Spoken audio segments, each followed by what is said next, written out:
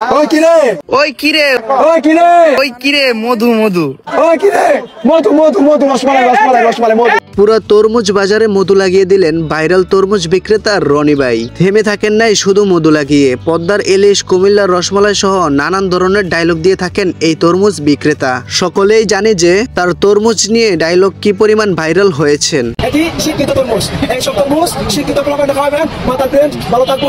আরে বাবা রে বাবা, ওই কিরে ওই কিরে ওই কিরে মধু মধু মধু রসমালাই রসমালাই রসমালাই মধু।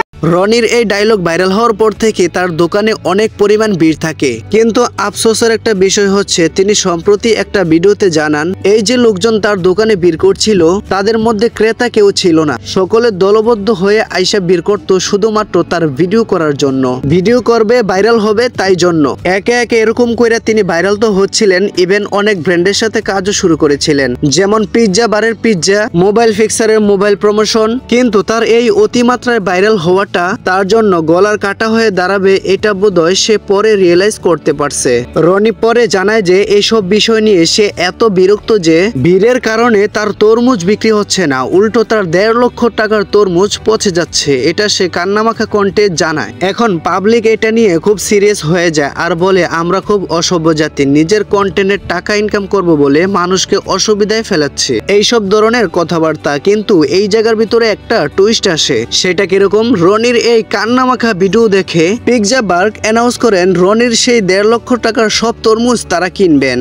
এর মধ্যে মোবাইল ফিক্সার জানায় তারা নাকি রনির সব তরমুজ অলরেডি কিনে নিয়েছেন। এখন জনগণের প্রশ্ন হলো পিৎজা বার তাহলে কি করলো এখন? পিৎজা বারের এসব স্ট্যাটাস দেখে আরেক রেস্টুরেন্ট আবার তাদেরকে খোঁচা মেরে পোস্ট করছিল। তখন আসে আরেকটি বিষয়, পিৎজা বারের পক্ষ থেকে টাকে তরমুজ ভরে প্রমাণস্বরূপ আবার পোস্ট করেন, এই জন্য তারা প্রমাণ রেখে দিয়েছেন। তারা জানতো যে এমন একটা ভেজাল লাগবে এবং পিৎজা বারের যে সিইও মীর মেহেদি তিনি তার ফেসবুকে তরমুজ কাণ্ড নিয়ে স্ট্যাটাস দিয়ে বৃত্তান্ত দেন যে আসলে কি ঘটেছিল এবং কে কতটুকু তরমুজ কিনেছিল।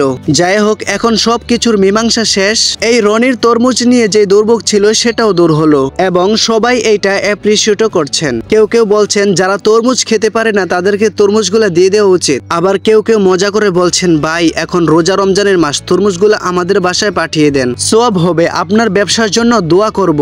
নানা রকম ভাবে অনেকেই মজা নিচ্ছে। এট দ্য সেম টাইম কেউ কেউ তো আবার এমন প্রশ্ন করছেন সে যে কান্না করে বলল কিছু খেতে পায় না, তাহলে সে যে ব্র্যান্ড নিয়ে কাজ করলো তারা কি তাকে কিছু দেয় নাই, এমনি এমনি তাকে খাটিয়েছেন? ওয়েল, এটা নিয়ে পিৎজা বারের ওনার জানিয়েছেন সে আমাদের কাছে কোনো রকম টাকা পয়সা চায়নি, শুধু একটি ভালো মোবাইল ফোন চেয়েছিলেন। পিৎজা বার সেটা দিতেও রাজি হয়েছিল, কিন্তু বাকি যে প্রমোশন গুলা করেছিল তিনি হয়তো বা আহামরি কোনো টাকা পয়সা চায়নি, কিন্তু সে ভেবেছিল ভাইরাল হলে তরমুজ বিক্রি করলে তার টাকা পয়সা আসবে। মেনলি সে যে ভাইরাল হচ্ছিল সে খুব আনন্দই পাচ্ছিল, কিন্তু তার আনন্দের পরিণতি যে এত ভয়ঙ্কর হবে সে হয়তো কখনো কল্পনাও করতে পারে নাই।